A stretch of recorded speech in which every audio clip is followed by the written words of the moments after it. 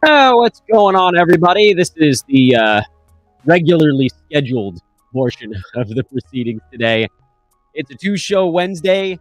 Folks that are listening over on the traditional podcast channels, greetings. You guys can hang out with us over on YouTube.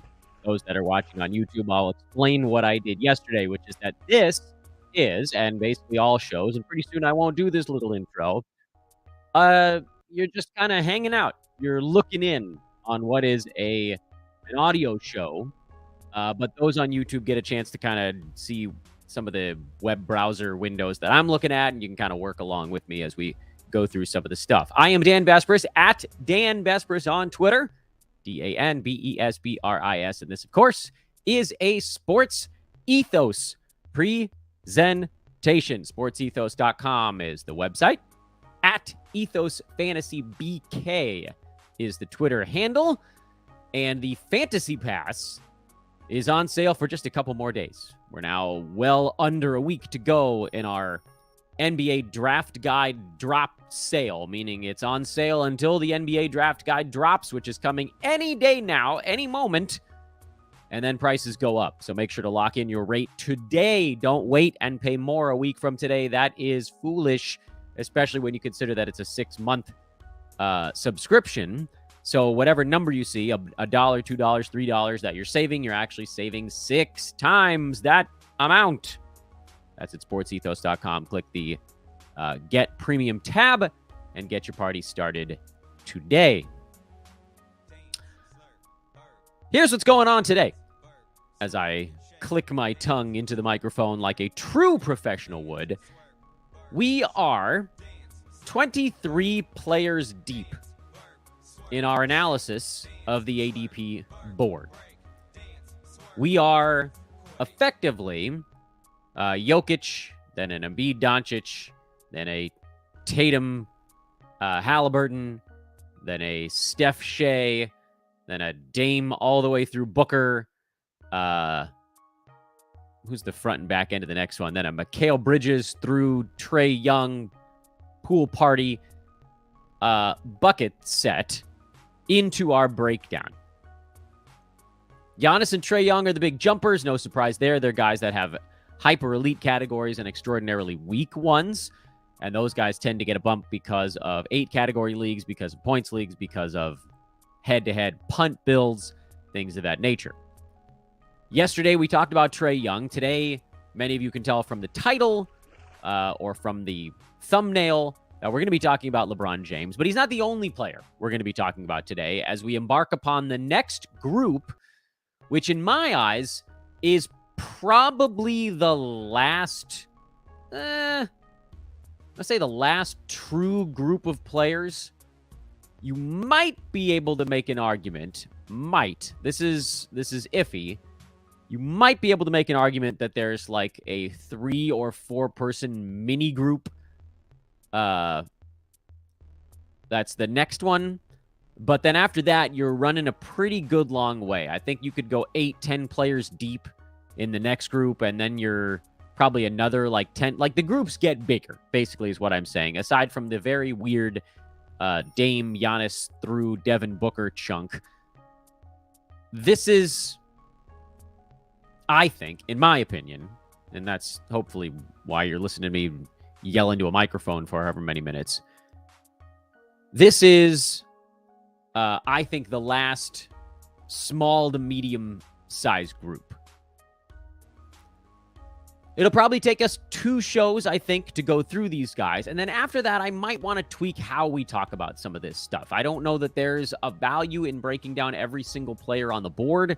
We could kind of do that, which is sort of what we've been doing. But I also feel like doing that with the guys at the top of the board, and then maybe we start to isolate individual players that people have particularly large questions on. I also put out a question last week on Twitter asking what strategic elements people were hoping would get discussed on the podcast. So maybe we dive into a little bit of that as well. But today, we are on the next group, a group that extends from, as we mentioned already, Lauri Markkanen and LeBron James, who basically share an ADP right now of 25.6, through Karl Anthony Towns, who has an ADP of 27.2. It's 5 players within 1.6 ADP, I'm going to say slots because it's not really a slot, but then when you categorize them, when you organize them, when you line them up as integers, it goes Trae Young, who was the 23rd player we talked about, and then Markkanen, LeBron, Kawhi, Jimmy Butler, and Karl Anthony Towns. Those are the 5 players that are all mashed into this very small pocket of ADP information. Before we talk about the first player that I want to discuss on that board, I think it's important to point out how interesting and frankly kind of rare it is to have 5 players that are this mushed together and all like pretty, well, maybe not Markkanen, but big name players. LeBron James, arguably the greatest player of this generation. Kawhi, who for about a year and a half looked like he might be the best player in the NBA. Jimmy Butler, who's been insane come playoff time. Cat, who doesn't have quite the resume of the other 3 guys, but one of the most offensively gifted bigs. I mean, these are big name players, and they're all just in this same spot. And it's notable because the gap between Trae Young and Lauri Markkanen is 2.4. 50% bigger than the gap between all 5 of these guys. So they really are going at the same spot. They very rarely go in front of the Trae Young, Sabonis, Bane, Mitchell, Mikal Bridges, and then Harden is kind of this like fluttering butterfly of a wild card in that thing. They very rarely go in front of those guys, but they also very rarely fall behind one another. Meaning this is a 5 spot that is clustered. So is it fair for us to say, and kind of play this the same way we did the last one, which is, would I even consider drafting a particular player at a particular spot? I think the answer to that is yes. And maybe this is the last group where that's the big question we're asking. Would I draft LeBron at 24? Would I draft Jimmy Butler at 24? Once we get beyond these guys, because this is 24, 5, 6, 7, 8, we're up to pick 29 after that. Would I draft someone at pick 29? Maybe has a little less gray area even. And maybe it's not the right question to ask anymore. But we're not there yet. We're not there yet. For now, we're talking about this group. Last group, I thought, well, maybe we go through it by who finished the highest the year before. I think this time we just start with the biggest damn name on the entire basketball planet, and that's LeBron James. He's LeBron, damn it. And he still had a pretty damn impressive season last year. Averaged 28.9 points per game, 2.2 threes on one of his worst three-point shooting seasons in a while. By the way, mark that down in your brain because that's not a stat that always holds season over season. As you guys can now see, we'll try to zoom in on LeBron's information a little bit more. You guys can see it pulled up there. Let's see if we can get the season stats available. I don't like the way Yahoo's redone this thing. In any event, I'm going to be looking at a different page. I'll just show you guys a bigger picture of LeBron.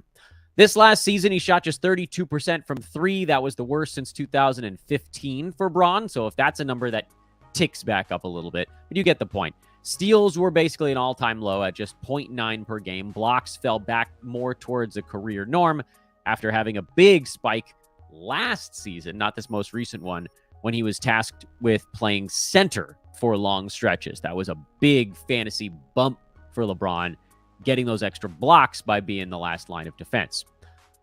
Why was LeBron down at number 23? Because you guys can look at me and you'd be like, Dan, you've said that LeBron's value is almost always tied to his free throw percent. And historically, it had been. He was a first rounder when he shot in mid-70s in free throws, and he was a second rounder when he shot in the 60s in free throws.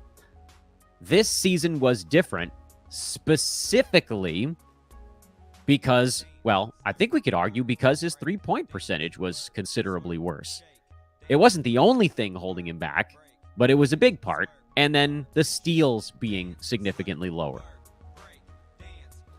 So we go into this season asking basically 3 things about LeBron. 1, can he once again hold off Father Time?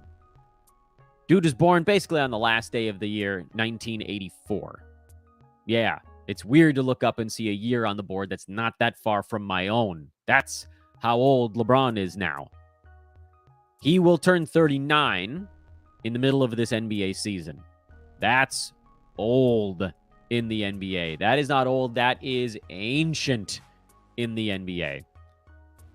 There are signs of him wearing down, and I would argue the defensive stats might be the clearest example of that because his free throws got better. Chill old LeBron James got his free throw stroke back.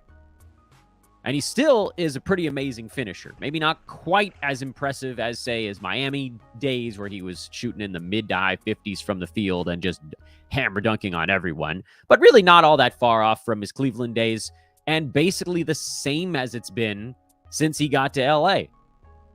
Aside from the year he played center, where again, he was just generally a little closer to the bucket. If you adjust LeBron's three-point shooting back up a little bit, how much does that actually change things? Well, a third of his shots were from downtown. And he shot, well, against his career, only about 2.5 percentage points worse. But against the last 4, 5, 6 years, more like 4 to 5 percentage points worse. It's not a massive jumper, but it is a field goal percent bump of 0.5 to 1%. Something in that neck of the woods. So maybe even a little bit more. Not nothing, not everything. So let's assume, for argument's sake, that the three-point shot comes back a little bit for LeBron. Maybe not even all the way. We could keep it low. Do we think steals come back up? Do we think assists come back up for LeBron? Do we think free throw percent holds as well? In order of those questions, I don't think the steals come back up all the way. Now, he's a career 1.5 steals guy per game, but he hasn't been that guy in a long time, half a decade. But at least he was in the 1.1 to 1.4 range over that half decade before falling down to 0.9. Could he claw his way back up to 1.0 in steals? He could, but I also think the Lakers would love to get his minutes down under 35 per ball game. Like the season the Lakers won the title, he was at 34.5 minutes per game. The following season, he was banged up, so the minutes being low were a little bit of a facade. And also, do we think LeBron, they'd like to get him back down under 22 shots per game? Absolutely.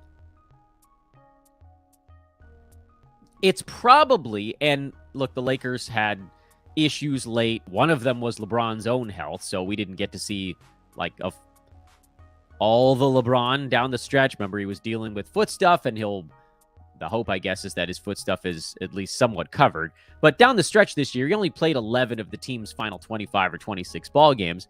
And over that stretch, he averaged 24 points, 8 boards, 6 assists, 1.3. That's it. Combined defensive stats on 46-78 splits. That's decent for a normal NBA player. For LeBron, that's not very good.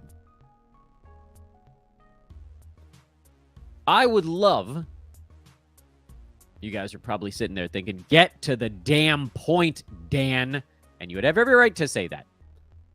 I would love to come out here and tell you guys that LeBron being drafted at the end of the second round, beginning of the third round, is an amazing opportunity to get the best player of his generation at a discount. Unfortunately, the arrow's pointed the wrong way. And so LeBron, who's being drafted basically where he finished last year, is likely to be asked to do less this regular season.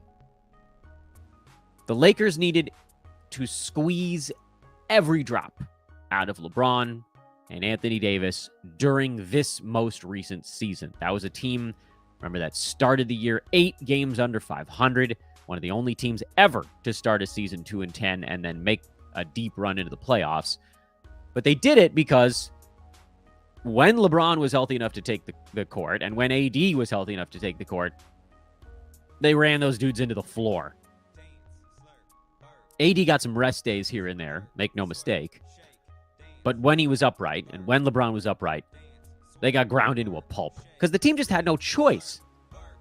They were playing well late, And if that was the way the team had been playing from the outset, then they wouldn't have had to grind these guys into a pulp. And that's a big part of what this season is going to be. This is the age 39, I say again, season for LeBron James. 39, people. Most NBAers don't make it anywhere near that age, and he's expected to run the team the same way he always has? No. They want him to be LeBron in April, in May, in June. They want him to be some partial Bron, a facsimile of old LeBron during the regular season. An overwhelmingly gifted basketball player who's not going at full tilt because it's just better for him. You're going to see rest days, provided he doesn't have a nasty injury. You're going to see rest days. Just like with AD, you're going to see rest days because the Lakers have the firepower this year to be an above 500 team without having to claw like lunatics over the season's final 2 months. Their schedule is going to be tough, man, but so is everybody in the Western Conference. There aren't going to be days where they can just cakewalk their way to a win, but they're going to beat the average teams a lot of the time. They're going to beat the good teams some of the time, which is just not something they've done basically since the Russell Westbrook trade, when they jettisoned every reasonable player on their team for one dude. And now they flipped it around. They jettisoned the one dude and added a whole bunch of decent to good basketball players. Mind you, you've got D'Angelo Russell on that team. You've got this ascending Austin Reeves who's exploding on the national stage for Team USA, the international stage. Screw national. You've got Rui Hachimura, who suddenly turned a corner in LA. Jared Vanderbilt, Gabe Vincent. This is a team. Taurean Prince. Not that Jackson Hayes makes much of a difference, but at least they have another center on the team now. This is a team with depth and skill and chemistry that they built towards the end of last year.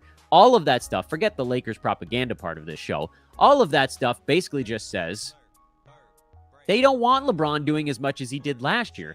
And what he did last year was number 23 in 9-cat. Is there perhaps a little bit of wiggle room on the please, Dan, let me draft LeBron James front if you're punting turnovers? The answer is meh. He was at 3.2 this last year because, again, his role should be diminishing. He didn't pass as much because he was shooting more. And this season, he'll probably pass a little more per minute, but they want to keep his minutes down again. He moved up to number 18 if you're punting turnovers this last year. So 8-cat, he was a little bit better than 9. But again, you know, we're talking about the narrowest margin. The narrowest margin. And I just don't think there's enough there. I wish, as a lifetime Laker fan, as someone who donned the purple and gold during the post-Magic era, which was, by the way, not a particularly exciting era of Lakers basketball. That was what I like to call the Cedric Ceballos era. I'm also a very pragmatic fantasy player when it comes to this team. And I don't want to target almost any of them. I mean, I guess you could make a decent case for Anthony Davis because his per game upside is so ridiculous. But this is a team now that's going to be giving different players different stuff to do. Reeves is going to do more. Russell's going to do his thing. Vincent's going to do some stuff. They're going to ask other people to take some of the load off. I'll say again, in case it didn't click in earlier, LeBron James took 22 shots per game this last year. That's not the way the Lakers want to run their offense this season. This is the year LeBron falls into maybe as deep as the 30s on a per game basis, unless the three-pointers really come roaring back. Because the other stuff, yeah, it's going to continue to just slowly trickle in the I'm getting older direction. It's unavoidable. So would I draft LeBron James at pick number 24? That's ultimately the question at the end of all of these discussions, and the answer is probably not. I love LeBron, especially once he turned into DGAF LeBron. That was probably when he came back to Cleveland, and he was like, all right, I'm done caring what everybody thinks about me. I'm just going to go kick a whole bunch of ass and take names. That was when I kind of fell in love with LeBron. I know he'd already been in the NBA for like a dozen years at that point. I thought early LeBron was doing a lot of eggshell walking with the world, which is fine. I mean, there's a lot of pressure on someone who's expected to be the best player in the universe. But when he stopped walking on eggshells, that was when I thought he got fun. I would love to put LeBron on a fantasy team. I just don't think it's going to be worth it this year. And it's possible he continues to go a little bit earlier each time. I say again, too, there's the caveat. Would I draft LeBron James at 24? The answer, largely because of some of these other guys still floating around on the board, is I don't think so. This is a 5-player bucket, so we got to get through at least one more guy. And that one more guy is going to be a shorter one. And that one more guy is Kawhi Leonard. His story is all math. You don't need to know anything about Kawhi Leonard that you don't already know. His fantasy game is ridiculous. You can see it here for those watching with us as we pull up some of the numbers. Ugh, Yahoo. Why did you guys screw up this board? There's just nothing. You can't get anything on these guys as you click through their name. It's absolutely brutal. Anyway, we're talking about Kawhi Leonard. Kawhi, his fantasy game, outstanding. Outstanding. One of the best in the NBA. And once he was playing at full tilt last year, full tilt Kawhi was number 4 per game. In 9-cat, mind you, because he was one of the weird top-tier guys that didn't turn the ball over very much. But 27 points, 2.5 threes, 7 boards, 4 assists, 2.3 defensive stats. And the splits are crazy. 53-90. 53% from the field and 90% at the free throw line were the splits on Kawhi. Over that stretch of time, basically since Kawhi got his legs underneath him, we'll call it the second half of the season, he was behind Dame, who went on that absurd run before shutting it down. He was just trying to save his team, and it didn't work. Jokic and Embiid. And then it was Kawhi, ahead of all of these other guys. Also, I'd like to point out, over the season's final 3 months, so from January 14th to April 14th, basically, Kawhi Leonard played 34 ball games. Do you know how many games the guys played around him on that list? Dame played 31. Jokic played 32. Embiid played 38 over that stretch. Shea, 32. Kyrie, 30. That's the top 6. Kawhi had played the second most games over that stretch. We've heard the Clippers talk a lot about how they're going to take the regular season more seriously. That's blah, blah, blah, blah, blah. Kawhi's still going to get his days off. It's unavoidable. The Clippers, I'm sure, would love to maintain a position above the play-in. And by the way, that's going to be easier said than done in the NBA this season because there's going to be a lot of good teams in the Western Conference. The Clippers did just barely do that this last year. They were, I think, 1 game up. Check me on that. Yeah, game up, tied with the Warriors, 5-6 seed, 1 game up on the Lakers for staying out of the play-in tournament. So they're going to have to put their butt into it a little bit. But they also have, I think I was reading, and you guys can correct me on this one, I believe they're traveling the most miles of any team in the NBA this year, which is crazy when you think about how far Portland has to go just to get out of their own little bubble in the Pacific Northwest. There just aren't teams nearby. And the Clippers are traveling more. I think they also have one of the highest totals of back-to-backs in the season. So as much as they might want Kawhi to play more games this year, they're also not going to force it. Still, a lot of the Kawhi stuff this last season, him playing 52 ball games, was early in the year. I want to try to make sure we remember that. If you look at, like, the first, I don't know, call it, because the season's about 6 months, give or take. Last 3 months, a little bit less than half of the games because of the All-Star break.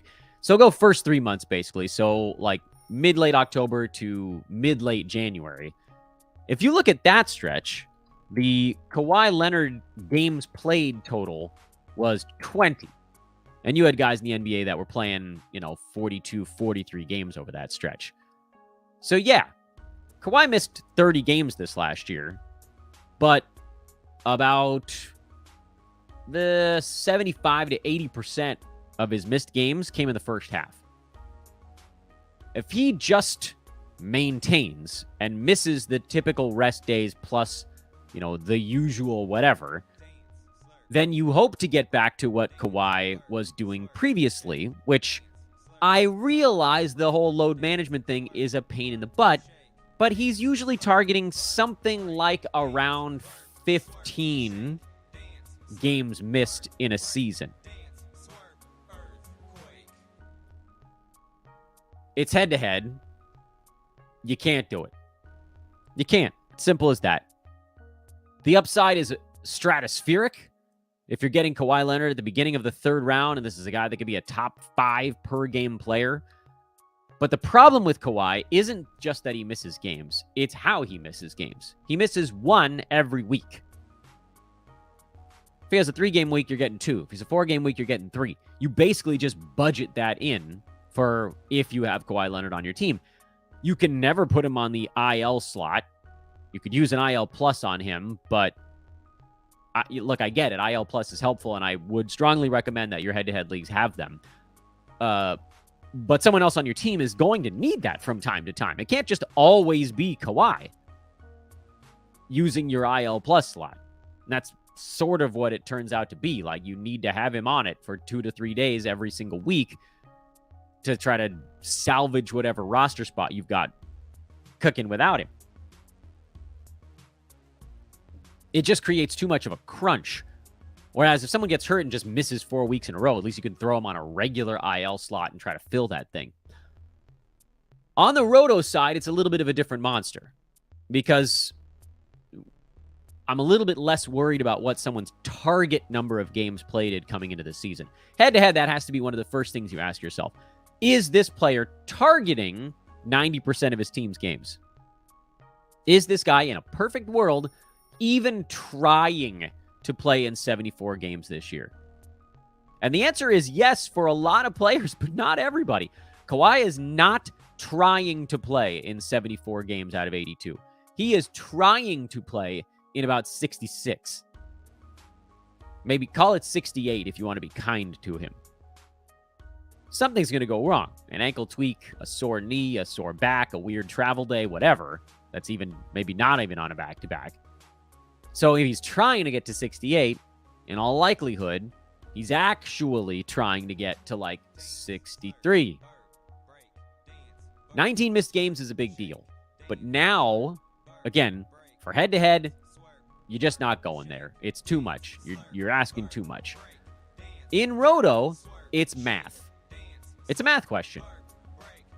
And the math question is this guy that I'm able to draft at basically pick 25, 26, which, by the way, is about as late as Kawhi's ever gone.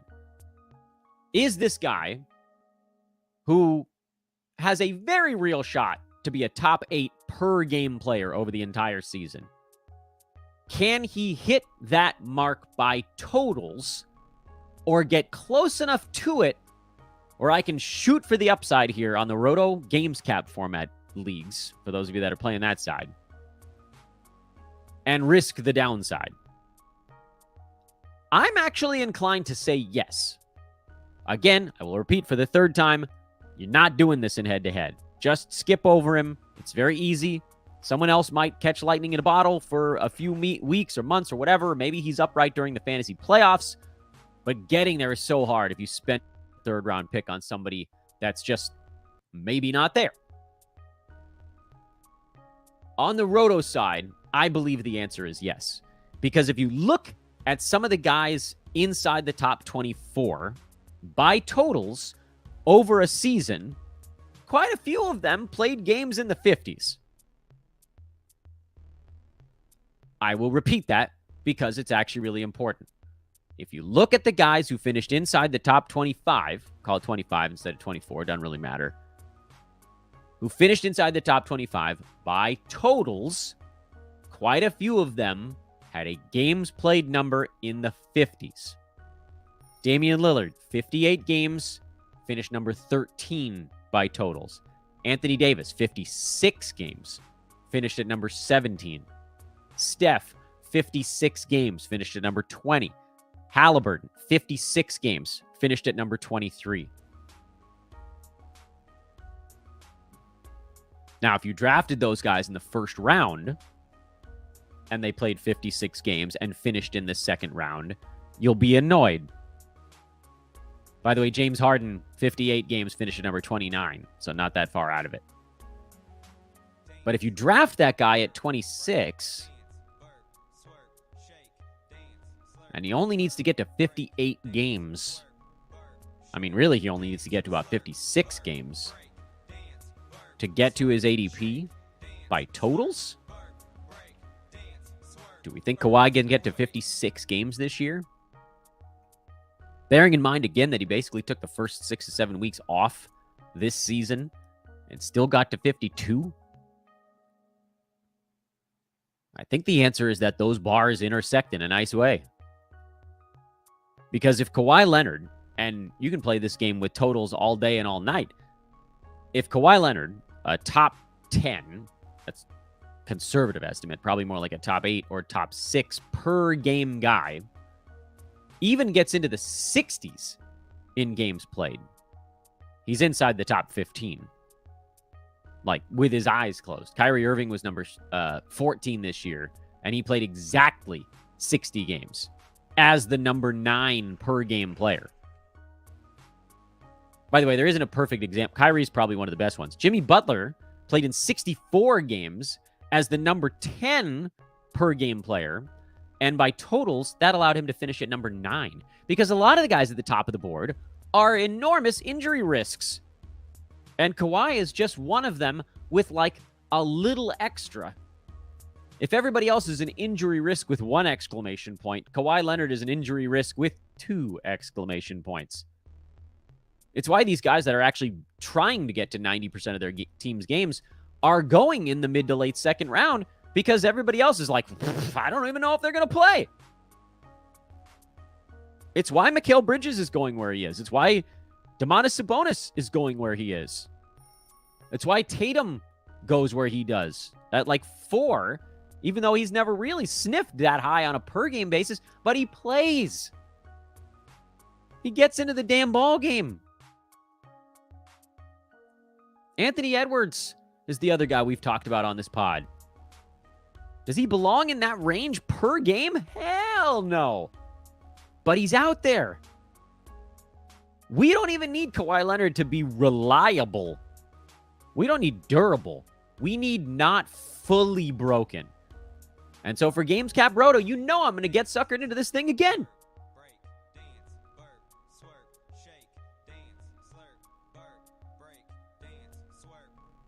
I think we'll put a pin in our player discussion there.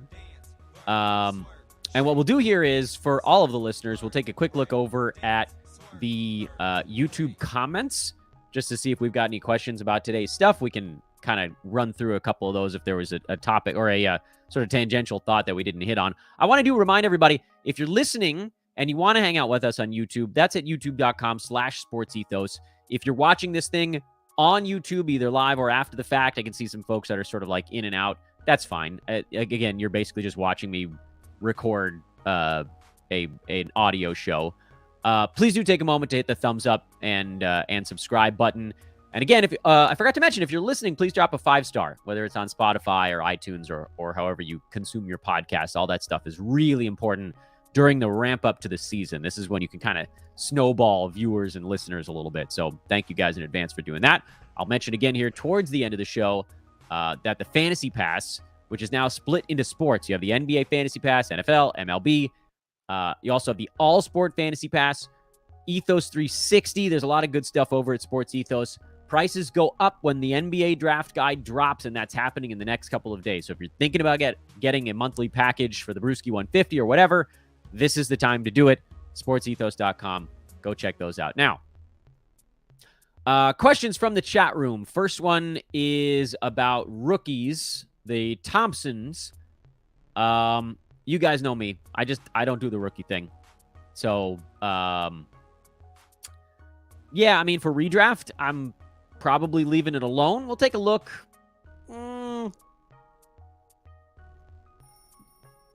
So let me, what's the ADP on these guys right now? I want to make sure that I'm answering this right. It's still relatively low Right now, with the ADP where it is, it's a situation where I would look at them towards the end of a draft. I have this feeling, and part of the reason, again, I mostly just write off rookies, especially right now, I kind of write off rookies because training camp, you tend to see them start to move up the board.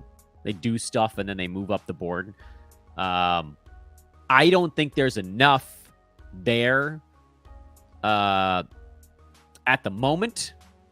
But depending on where they end up with like a week to go before the season, then I might dig into it a little bit. And I'd probably lean more towards the Pistons, Thompson. Yeah, that's where I'm at with that one. Blake asks, what does my shirt say? Oh, that's fun for you guys. My shirt says dare to bowl. Wait, I gotta take the thing off the screen. So most of you don't know this. I was on a junior bowling team when I was 17 years old at Corbin Bowl in Tarzana, California, and we won the league. I'm actually like a sneaky decent bowler and a pretty good golfer. I am what is known as coordinated but not athletic. Okay? So dare to bowl, everybody. Matthew asks, where are we drafting Jimmy Butler, 9-cat roto, 10 per game and 8 totals last year? Don't worry, my friend Matthew. We will get to Jimmy Butler probably on tomorrow's show, I'm thinking. Because, yeah, he's right down in there in that pocket. So we'll probably talk Butler, Markkanen, and Cat, I'm thinking, on tomorrow's show if we get to all three. So sit tight, Matthew. That'll be coming up on tomorrow's show. Apollo says the Lakers are a mid team. I actually disagree with that. I think they're pretty good. And I don't think it was fluky that they made it to the Western Conference Finals last year. But also adds, I can't deal with injury-prone or load-managed players anymore. I hated waiting 5 minutes before the game to figure out if they're sitting or not. Yeah, it's a huge pain in the butt. In head-to-head, you really just can't. You just can't. GamesCap Roto, it's one of the reasons that I actually like GamesCap Roto a lot, is that it pulls all these players back onto the draft board, and then you're doing these math questions mid-draft. Can I get him here? Is he going to hit this mark by totals? Is 59 games enough out of this guy? Is this a win? Is this a loss? I love that crap. Matthew says 56 games for Halliburton. He's flying off the shelves in drafts. Yeah, I'm actually good with Halliburton this year. Last season, Indy was too good with him. So they had injuries and they didn't rush him back. They were absolutely brutal without him on the floor. And I think the Pacers want to win this year. So if he's capable, he's playing. Lauren says that LeBron is the GOAT. Yeah, I mean, he very well might be. Certainly one of the top handful of players of all time. And then Apollo agrees last round for the Thompson twins. Again, I lean more towards the Detroit one. I just think there's a little more room there with Houston now trying to kind of make this push forward on the winning front. I am going to go cook myself lunch. Thank you, everybody, for tuning in. Please do subscribe, rate and review, all that good stuff. I'm Dan Bespris, at Dan Bespris on the Twitters /x.com. That can't be right. I think it's still twitter.com when you type in the URL, isn't it? Who knows? Either way, I'll talk to you guys over on social. So long for now. Back tomorrow. We'll break it all down, everybody.